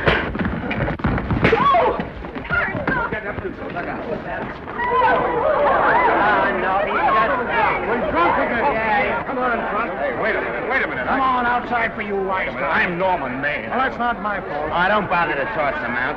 He's harmless. All right, Mr. Libby, if you say so. Sure, let him go. What can he do? He can't fight any better than he can act. It's Norman Maine. Oh, he's drunk again. Why, he's been drunk for years.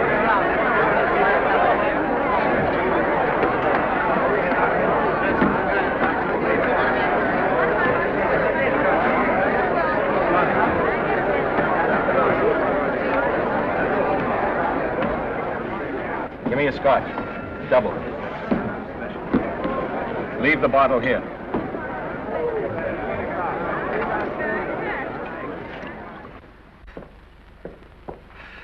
Vicky, you'll be ill. Why don't you try to get a little sleep?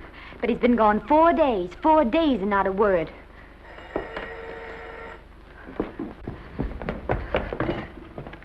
Oliver, I can't. I just can't. Hello? No, this is Oliver Niles speaking. What? Where?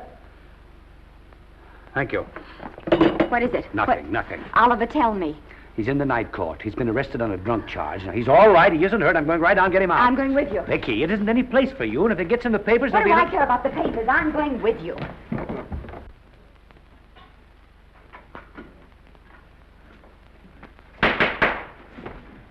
Division 30, Municipal Court, County Los Angeles, now in session. The Honorable Judge J. Barris presiding. Be seated, please. Were you able to do anything? The judge wouldn't even see me. Ready, Your Honor.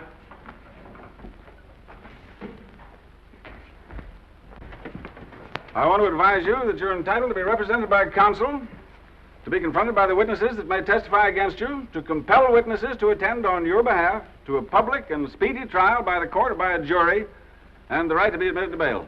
Call the first 5. Gregory, Bales, Kane, Rodriguez, Johnson. Come on, boys, step in. Go ahead. Move along. William Gregory. Yes. Plain drunk, picked up at 5th in town. Asleep in the gutter. 14 similar offenses in the past 6 months. Still at it, Gregory. How do you plead? I don't feel so good. I didn't ask you how you feel. I asked you how you plead. Guilty, I guess. When did you get out the last time? Just before Christmas. Well, I'm sorry you'll have to miss New Year's, but you'll be out in time for Washington's birthday, 60 days. Milton Rails.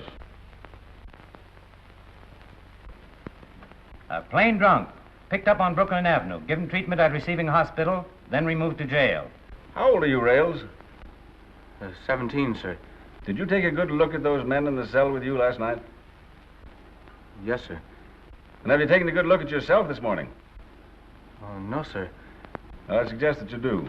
$5 or 2 days. Sentence suspended.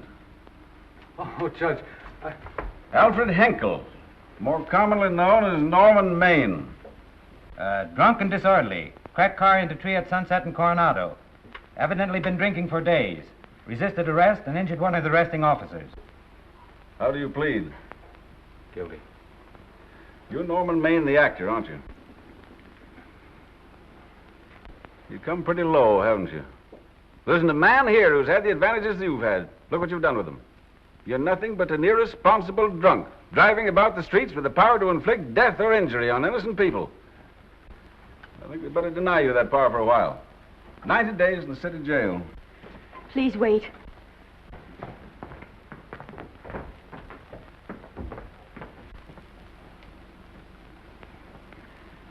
I'm his wife. Yes, I recognize you, Miss Lester. Please, Judge. I promise you this won't happen again. I'll be responsible for him. If you just won't send him there. You realize that this man, when drunk, is obviously a menace to public safety? And you realize, too, Miss Lester, the responsibility you'll be assuming to this court and to the Commonwealth? I do. Sentence suspended. Prisoner remanded to custody wife. Thank you. You can get him at the jail entrance, madam. Jose Rodriguez. Plain drunk, picked up at 1st and Main, 2nd offense. How do you plead? I think I'm guilty, Your Honor. 60 days.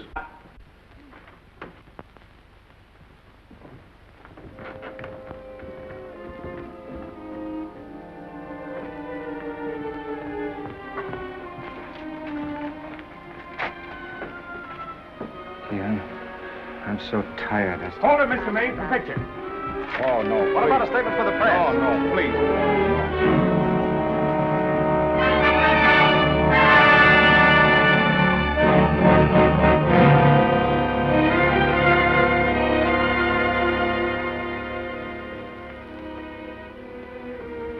He's still asleep. He's been asleep nearly all day. It's the best thing for him. It's awful to see this happen to someone you love. And know in your heart that it can't get any better. I only know that all I can do now is stay with him and try to help him. So will I. And between us, we'll take care of him. You're very fond of him, aren't you, Oliver? And I'm very fond of both of them. Then I know you'll understand what I have to tell you. And after what happened last night, I think you already know what it is. I can't do any more pictures. I'm going away for good with Norman. But you can't do that, Vicky. You're at the very peak of your success, and you've worked so hard to achieve it. That's what's been wrong. Oh, I've thought it all out. Maybe if I hadn't been away from him so much, last night and what went before, it wouldn't have happened. Oh, I know it's too late to think about that now, but it may not be too late to go away with him and start over somewhere. It's your life you're giving up, Vicky. so I can try to give Norman back his. Can you honestly tell me I'm wrong to do it? No, Vicky. I cannot honestly tell you that. Then there'll be no more Vicky Lester.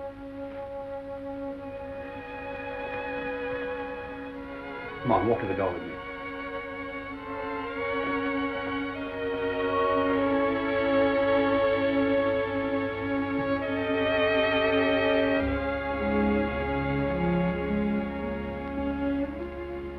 Goodbye, Vicky Lester. You were a grand girl. Good luck, Mrs. Norman Maine.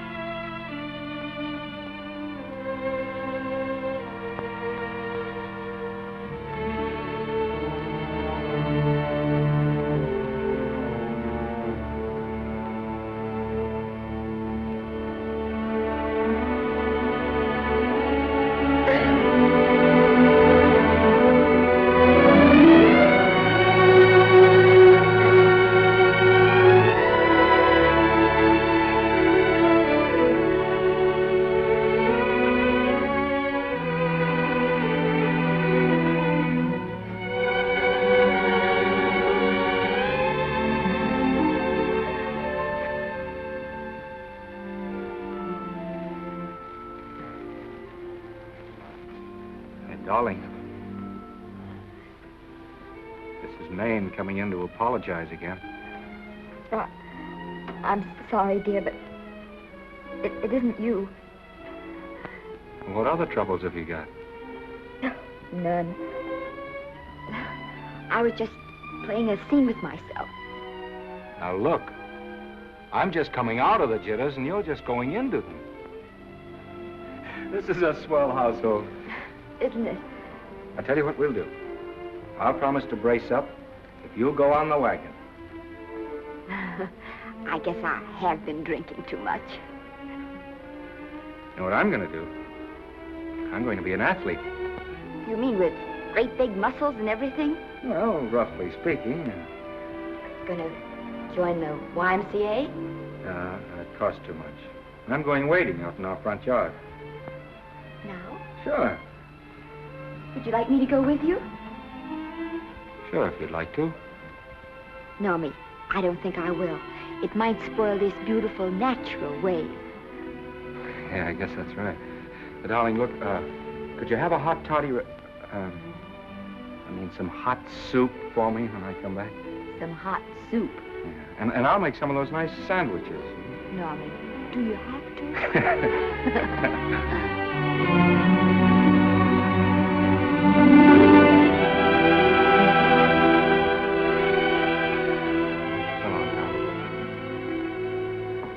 Now, don't stay in too long.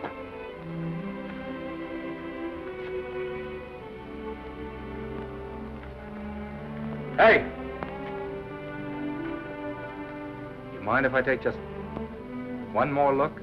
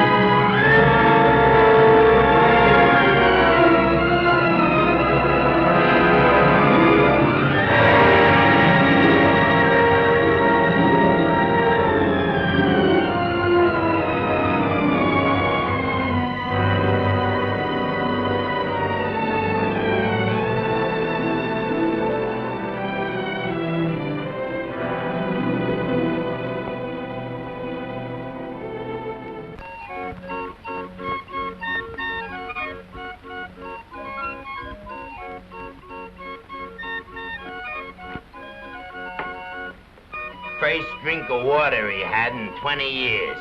And then he had to get it by accident. Pardon me. How do you wire congratulations to the Pacific Ocean?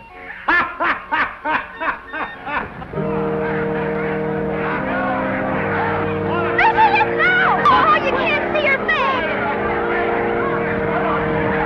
Hello, Vicky.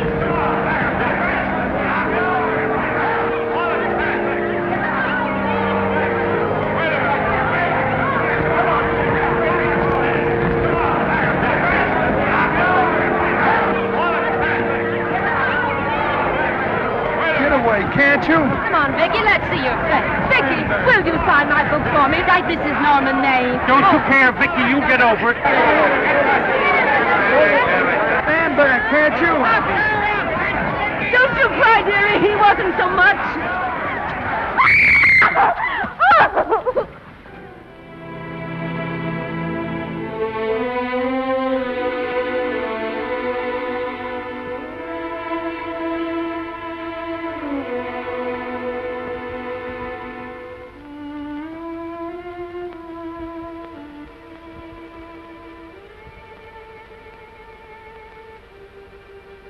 Do you mind if I take just one more look?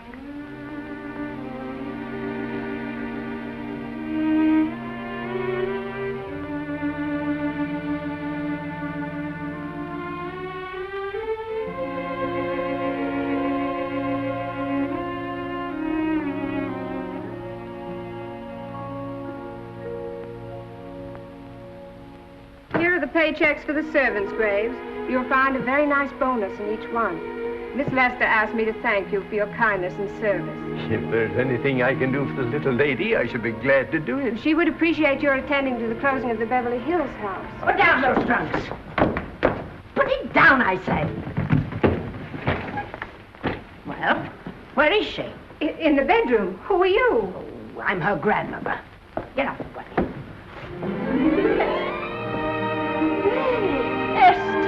Granny, darling.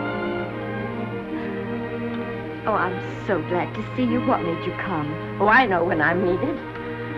Now get out of here. Go on. Get out of here, all of you. I want to talk to my granddaughter alone. I came just as quickly as I could. But I'm going home. I sent you a wire yesterday.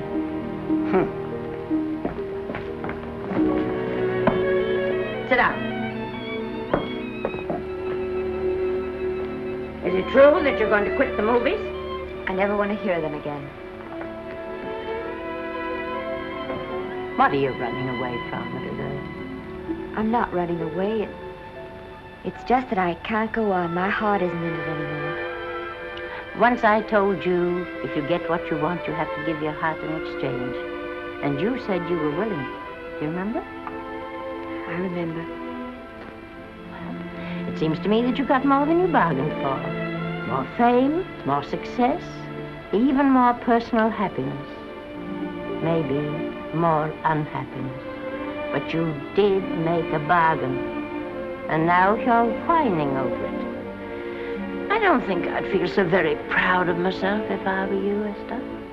I'm not, Granny. My mind's made up. And I'm sorry I gave you the money to come out here. It was just wasted. Oh, but Granny... I was proud of you, Esther. I was proud to be the grandmother of Vicky Lester. It gave me something to live for. Now I haven't anything.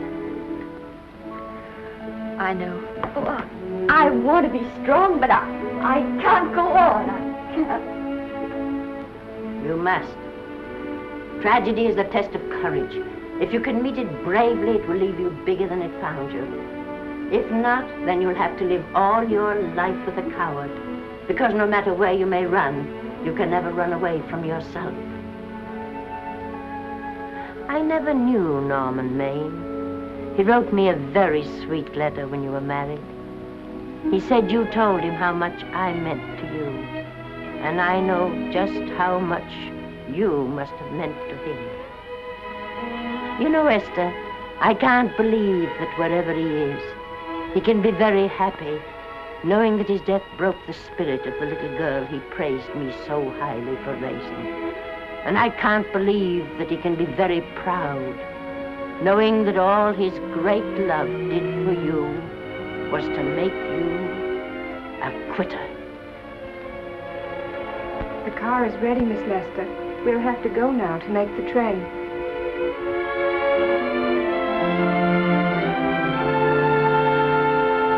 Put the car back in the garage.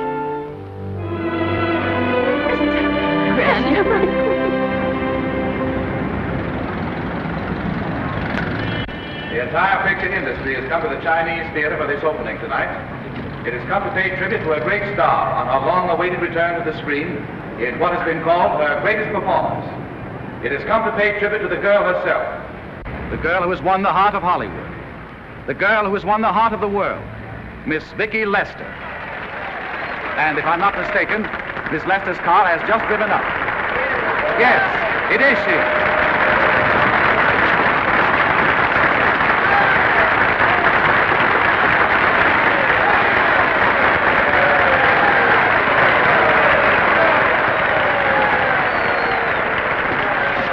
This doesn't scare you too much. I scare very slowly, young man. Big smile, folks, please.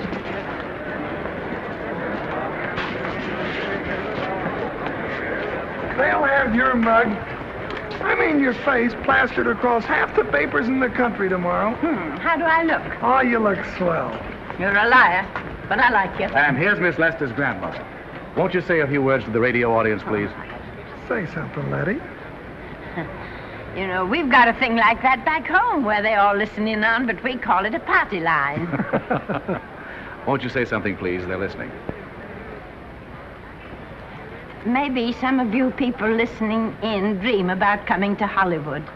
And maybe some of you get pretty discouraged. Well, when you do, you just think about me. It took me over 60 years to get here, but here I am. And here I mean to stay. Thank you very much.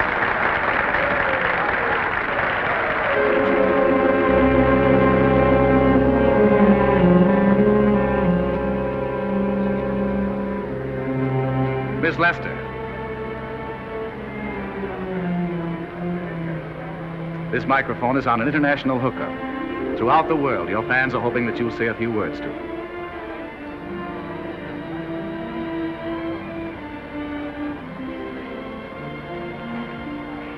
Hello, everybody. This is Mrs. Norman Maine.